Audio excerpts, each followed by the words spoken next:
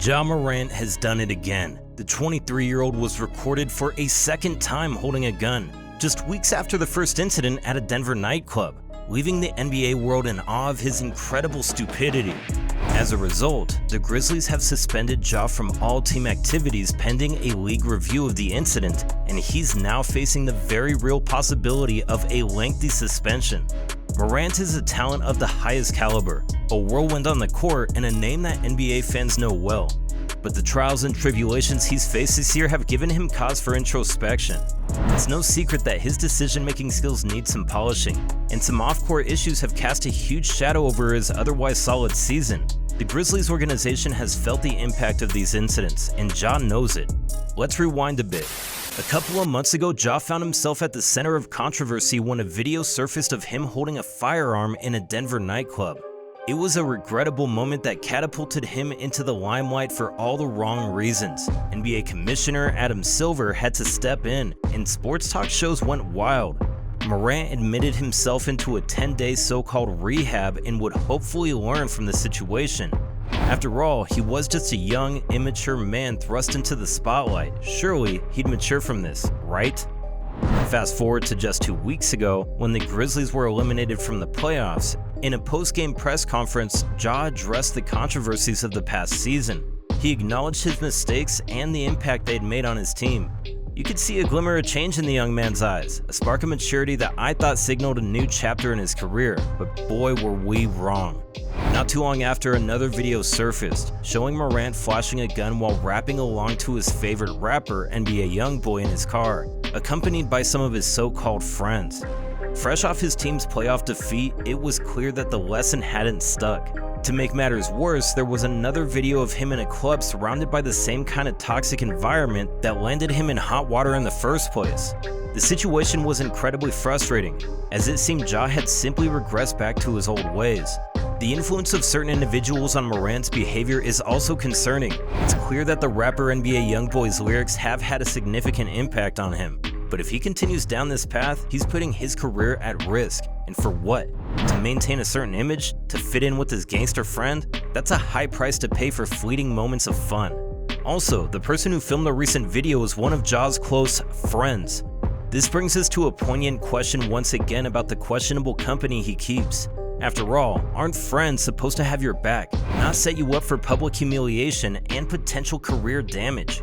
The person behind the camera was the notorious Devontae Pack, and he is a recurring character in this saga, a problematic sidekick who seems to be a magnet for all the trouble.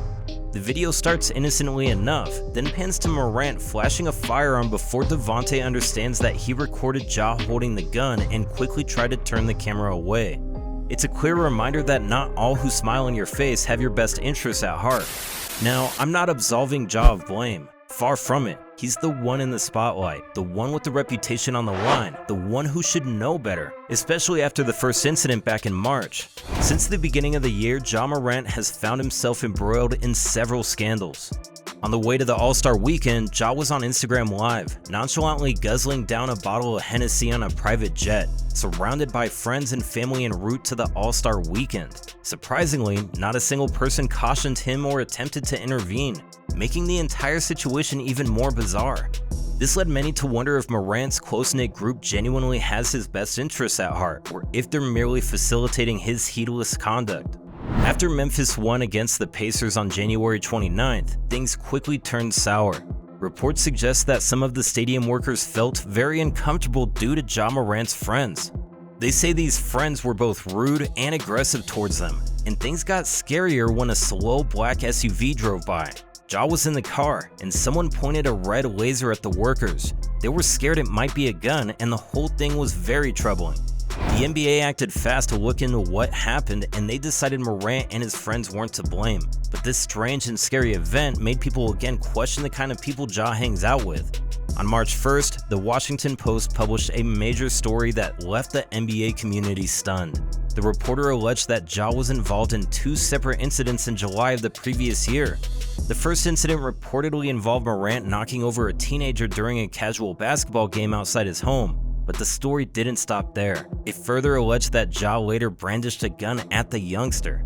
Ja's agent, Jim Tanner, swiftly denied the accusations. insisting that every gun-related allegation has been thoroughly investigated and found to be baseless. According to the Washington Post, Morant explained to detectives that he reacted in self-defense after the teenager threw a basketball at his head and allegedly threatened, "I'm gonna come back and light this place up like fireworks." The second incident reportedly involved Ja's mother in a heated argument with the store worker at a local mall. She phoned Ja, who arrived with no fewer than 9 of his friends, and the situation rapidly deteriorated. The group started to threaten the security guard and even gave him a shove in the head, asking him when his shift ends. The security guard, feeling rightfully threatened, perceived this as a direct menace and filed a police report. Nonetheless, there were no arrests made at that time. And of course, there was the infamous first gun incident at the Denver nightclub on March 4th. We've all made mistakes in our youth, but the stakes are higher for someone like Ja. He's not just a talented athlete, he's a role model, a beacon of hope for many young players aspiring to reach the NBA. It's critical that he realizes the implications of his actions, not just for himself, but for those who look up to him. In the end, this is more than just a story about a young NBA star caught up in controversy. It's a cautionary tale about the dangers of losing sight of who you are and the responsibility that comes with success.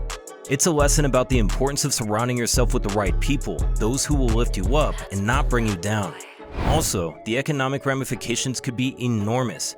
Ja has already lost $40 million on his next contract due to missing out on an All-NBA selection, a distinction he was seemingly guaranteed had it not been for his suspension stemming from his initial gun-related incident in March. Furthermore, he has lucrative endorsement deals with both Powerade and Nike, which are now at significant risk of termination as a consequence of his actions. If Ja doesn't regain control soon, even his $195 million NBA contract could be in jeopardy. The young star has an even harder and longer road ahead of him than we could possibly imagine, both on and off the court. We've seen glimpses of his potential, the leader he could become, the player he has the potential to be.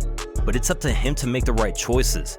It's up to him to decide what kind of legacy he wants to leave behind. And as I said in the last video I made about Ja and the first gun incident, I sincerely hope he gets the help he needs. Situations like these often come with only 2 outcomes. Either you learn from them and start cutting certain people from your life, or you continue this kind of behavior until you either end up dead or in jail. And I ended the video by saying that I hope he makes the right decision. But as of right now, it doesn't seem that Ja has considered even thinking of making the right decision. Just days after the Grizzlies' playoffs elimination, he was seen at a nightclub with the same group of people that has gotten him into trouble in the past, as well as during this idiotic second gun incident. I don't know what the future holds for Ja Morant, but one thing is for sure, he needs serious help and guidance, or else both his life and NBA career are going to be washed down the drain. However, a player who is not experiencing a downturn in his NBA career is Josh Giddey. The 20-year-old has just wrapped up an incredible second season and has become a key player for the young and ambitious OKC team. I've made a video about Josh's remarkable first 2 seasons in the league, as well as his inspiring journey from the suburbs of Melbourne to the bright lights of the NBA. Check it out.